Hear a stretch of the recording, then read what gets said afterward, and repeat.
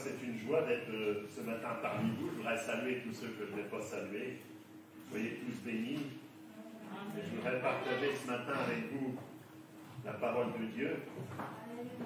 C'est vrai que je voudrais déjà remercier le groupe de louanges qui nous a entraînés dans la louange, dans la présence du Seigneur. Et c'est vrai que c'est une bénédiction. Nous avons besoin que le Saint-Esprit descende sur nous et vienne ouvrir notre cœur, que nous soyons sensibles à ce que Dieu veut nous dire ce matin. J'aimerais lire avec vous un passage dans l'Épître aux Hébreux, au chapitre 4, et lire deux versets, le 15 et le 16. Hébreux 4, versets 15 et 16.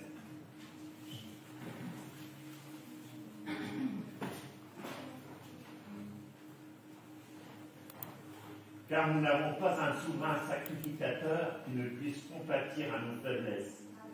Au contraire, il a été tenté comme nous en toutes choses, sans commettre le péché. Approchons-nous donc avec assurance du trône de la grâce, afin d'obtenir miséricorde et de trouver grâce pour être secourus dans nos besoins. Amen. Amen.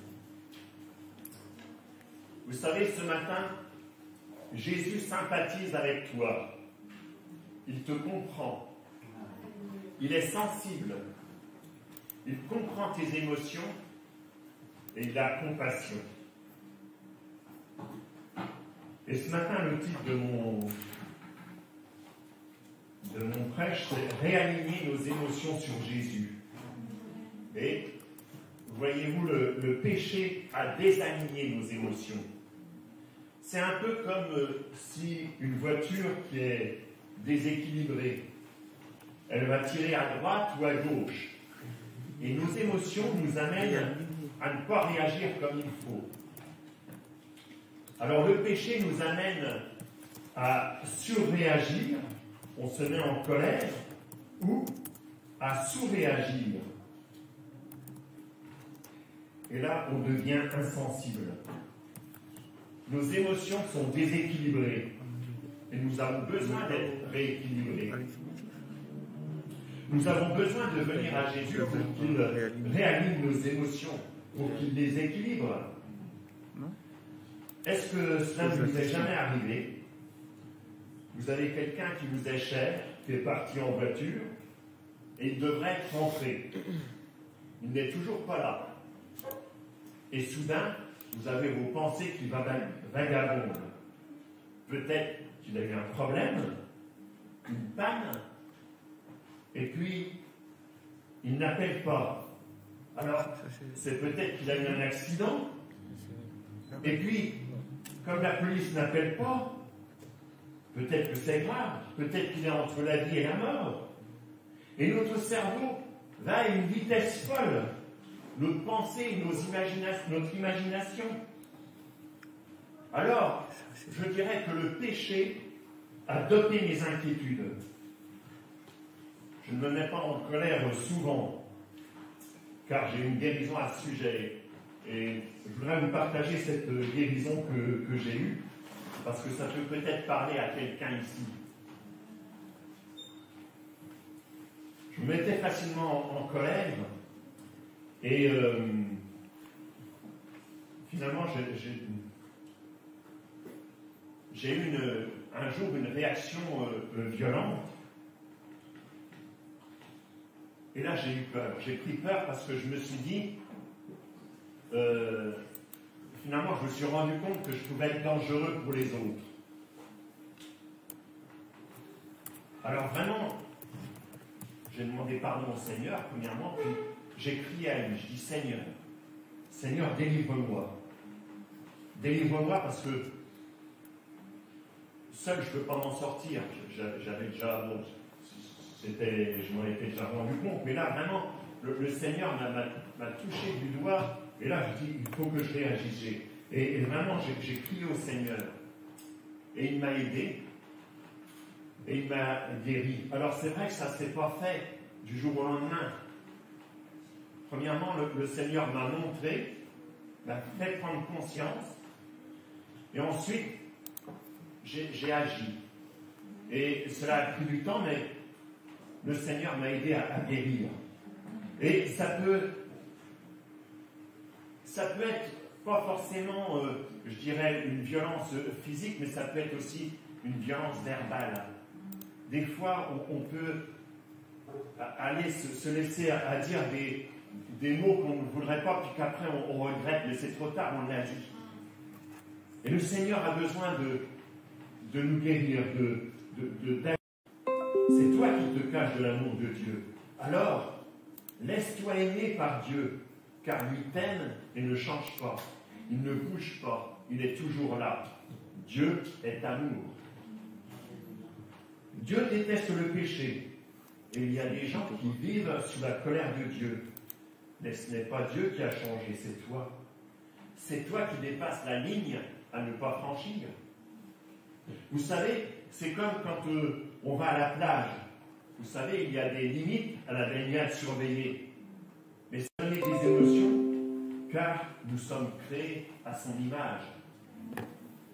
Ecclésiaste 3, à partir du verset 4, un passage que l'on connaît bien. Il y a un temps pour pleurer, il y a un temps pour rire, un temps pour se lamenter, un temps pour danser, un temps pour lancer des pierres et un temps pour ramasser les pierres, un temps pour embrasser et un temps pour s'éloigner des embrassements, un temps pour chercher et un temps pour perdre, un temps pour garder et un temps pour jeter. Mais vous savez, nos émotions communiquent quelque chose. Elles révèlent quelque chose. Par exemple, nous avons tous vécu un moment où nous avons pris une décision. Et puis, tout à coup, après, on est chien, je vais le caresser. Mais si tu as des émotions, tu vas prendre tes dispositions pour te mettre à l'abri avant qu'il ne soit trop tard. Le Seigneur permet des épreuves dans nos vies. Pourquoi? Parce que lorsque tu souffres, tu veux changer. Chaque fois que Dieu permet les épreuves, c'est pour nous permettre de changer. Dans Luc, chapitre 21, verset 21, Luc, chapitre 18, verset 21 à 23, c'est l'histoire du jeune homme riche. Vous savez, Jésus vient, non, il va voir Jésus, et puis il y a une conversation avec, et au verset 21, il dit, j'ai, dit-il, observé toutes ces choses dès ma jeunesse. Donc il disait, j'ai observé toute la loi dès ma jeunesse. Et Jésus, ayant entendu cela, lui dit, il te manque encore une chose. Vends tout ce que tu as, distribue-le aux pauvres, et tu auras un trésor dans les cieux. Puis viens et suis-moi. Et lorsqu'il entendit ces paroles, il devint tout triste, car il était riche. En fait, sa tristesse révélait que son véritable Dieu n'était pas Jésus, mais son portefeuille. L'émotion révèle vraiment qui tu es. Il révèle l'état de notre cœur. L'émotion nous motive aussi à suivre le Seigneur. Néhémie 8:10 nous dit, la joie de l'Éternel sera votre force. Quand tu as la joie de te savoir pardonner, d'avoir ton nom écrit dans le livre de vie, d'être le fils adoptif du Créateur de l'univers, ça te motive dans la vie. L'émotion est une chose très puissante dans nos vies. Mais nous avons besoin de réaligner nos émotions sur Jésus, parce que justement le péché peut brouiller nos émotions. C'est comme une jauge à carburant. Tu te fies à elle. Et moi, ça m'est arrivé lorsque j'exerçais encore mon métier, j'avais acheté un nouveau tracteur et je me fie à la jauge. La jauge il restait encore le quart du réservoir. Et finalement, je suis tombé en panne sèche. Elle était fausse. Parfois, nous faisons de même avec nos émotions, mais elles ont été faussées. Elles ne nous disent pas toujours la réalité, la vérité. Alors peut-être que tes émotions te disent que Dieu t'a abandonné, que tu es trop mauvais pour qu'il te pardonne, que c'est bon pour les autres mais pas pour toi. Mais sache que la réalité est tout autre. La réalité, c'est ce que Dieu dit. Dieu dit dans Jean 3,16, Dieu a tant aimé le monde qu'il a donné son Fils unique, afin que quiconque croit en lui ne périsse point, mais qu'il ait la vie.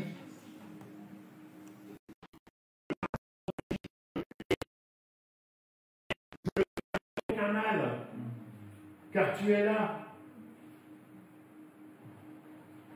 Ton identité n'est pas dans tes émotions, mais dans l'œuvre de Jésus. Alléluia. Amen. Les émotions communiquent, mais le péché a coupé la communication avec Dieu. Vous savez, c'est comme pour communiquer avec différents appareils. Il faut souvent un adaptateur.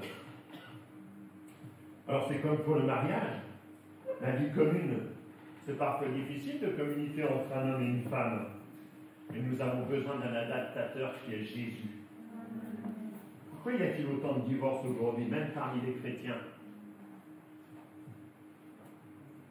Et tu as besoin de Jésus pour faire grâce, pour pardonner. Et sans Jésus, c'est très difficile de bâtir un mariage à long terme. Nous avons tellement besoin de communiquer. Et si nous n'avons pas cette connexion, cet adaptateur, eh bien nous allons à l'échec. Nous sommes dans un monde où on dope les émotions. Regardez le smartphone, la télé, regardez les pubs, et vous comprenez que le monde cherche continuellement à nous doper. On est déconnecté de la réalité. Et vous savez, même chez les chrétiens, on constate que souvent il faut booster, il faut stimuler. On perd la communion avec le Seigneur. On ne l'entend plus. On ne sait plus faire silence. Nous sommes dans un monde qui aime le bruit des fêtes pour ne plus penser, ne plus réfléchir. Le péché affecte la communion avec le Seigneur. Dans le psaume 46, 11, il nous est dit « Arrêtez et sachez que je suis Dieu. Je domine sur les nations, je domine sur la terre. » Les émotions sont un don de Dieu. Alors Jésus est venu pour apporter l'équilibre dans nos émotions. Jésus est le seul être humain aux émotions parfaitement équilibrées. Dans ce passage que je vous ai lu tout à l'heure, que Jésus a vu pleurer les Juifs et tout ça, et on voit qu'après, Jésus pleura. Et puis il est dit que, oui, il frémit en son esprit et fut tout ému. Alors certaines traductions disent son esprit s'emporta, d'autres Jésus s'indigna. Mais en fait, littéralement, Jésus pleura de rage. Cela peut nous choquer. Comment Jésus, qui est parfait, peut-il enrager? Jésus est le modèle parfait de ce que nous devrions être. Vous êtes d'accord avec cela? Amen. C'est le seul exemple qu'on a d'un homme parfaitement équilibré. Et comment il réagit? Si cela nous choque, ce n'est pas lui le problème, c'est nous. Jésus pleure de rage et non pas de tristesse. Dans nos Bibles, les traducteurs ont été un peu frileux. Et nous pensons souvent que si Jésus enrage ou se met en colère, il a péché. Non, il était pleinement humain. Mais à l'intérieur, Jésus est bouleversé. Il voit le résultat du péché et il est enragé contre la mort, la tristesse de ses amis, contre le mal, contre le diable. C'est pour cela que Jésus pleure de rage, contre la souffrance de cette humanité qui s'est détournée des plans de Dieu et qui vit la conséquence du péché. Que Dieu nous rende plus émotifs devant le péché, devant la mort. Alors c'est vrai que nous sommes parfois tout l'inverse. On réagit pour débroutilles, des choses peu importantes, et on n'est plus touché par les choses importantes, essentielles de la vie. Alors Seigneur, viens nous aider, viens réaligner nos émotions. Et je vais terminer en donnant quelques pistes pour réaligner nos émotions sur Jésus. Lorsque tu as une émotion négative, eh bien, identifie les causes de cette émotion. C'est David qui dit dans le psaume 42, 6 « Pourquoi t'as battu mon âme et gémis-tu au-dedans de moi ?» Quelle est la cause de cette émotion? Identifie tes émotions. Un exemple. Si ta femme prend ta voiture, je parle aux hommes, si ta femme prend ta voiture et fait un accrochage avec, quelle est ta réaction? Oh non, ma voiture elle est enfoncée? Ou bien, ça va ma chérie, tu n'es pas blessée? Bon, ce n'est que de la tôle. Alors dans le premier cas, tu montres que tu es plus attaché à ta voiture qu'à ta femme. Et dans le second, tu montres de la compassion à ton épouse. Maintenant, écoute tes émotions, mais méfie-toi de tes émotions. On dit souvent, écoute ton cœur.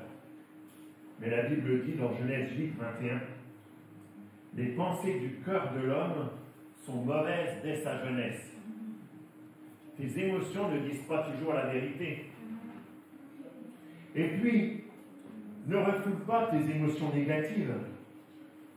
Parce que, en fait, lorsque tes émotions commencent à bouillir, il ne faut pas mettre le couvercle, mais il faut baisser le feu.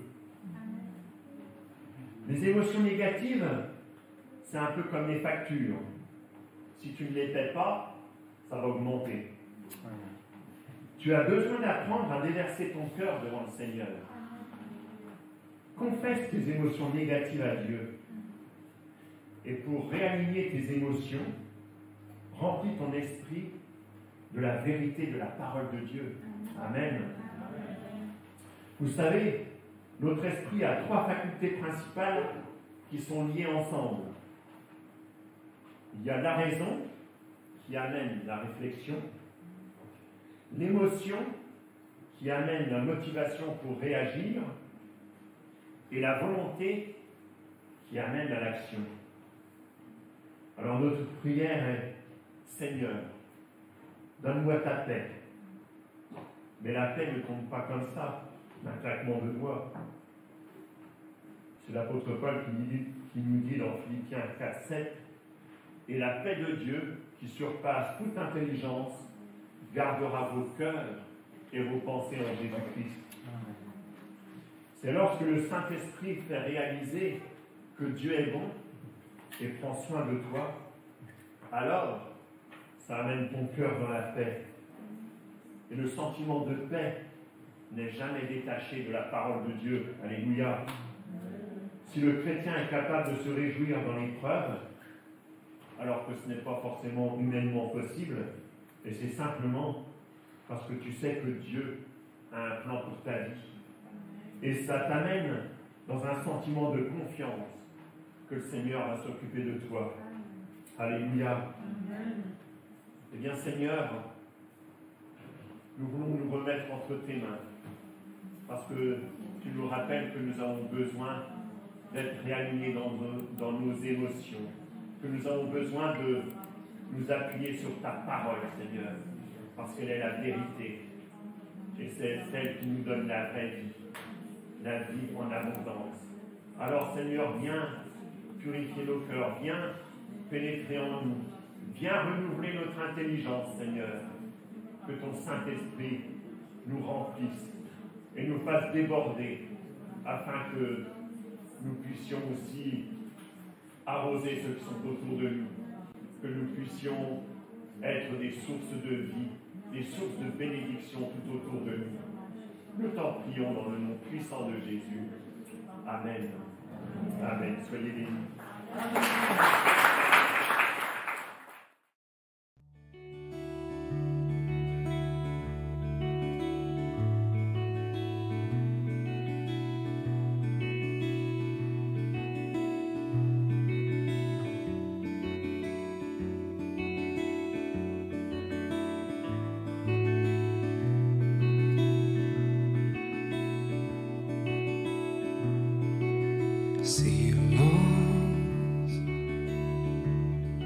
Tu m'appelles dans le silence,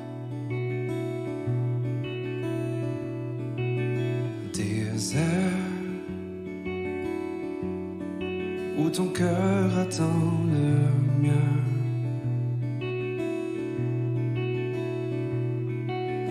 Oh Père, j'ai résisté à ta présence.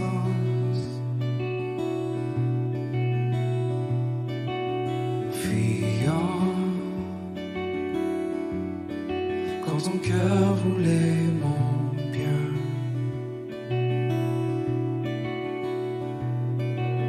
je ferai taire au fond de moi le bruit qui me cache ta voix. Je te redonnerai la place, ta place.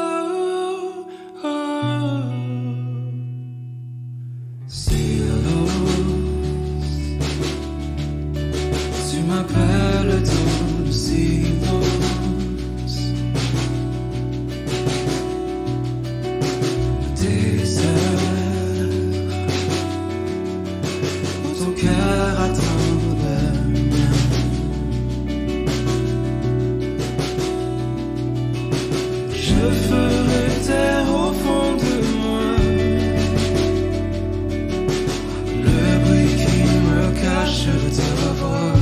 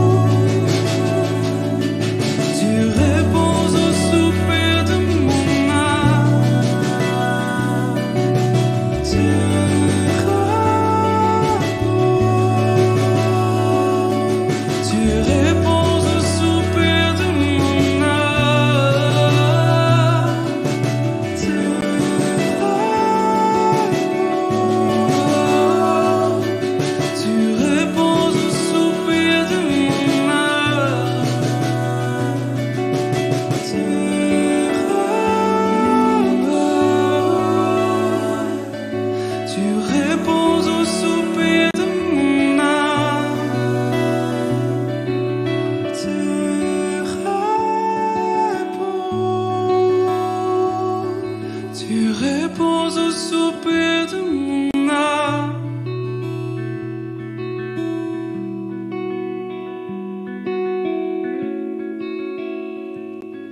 Tu réponds au soupir de mon âme.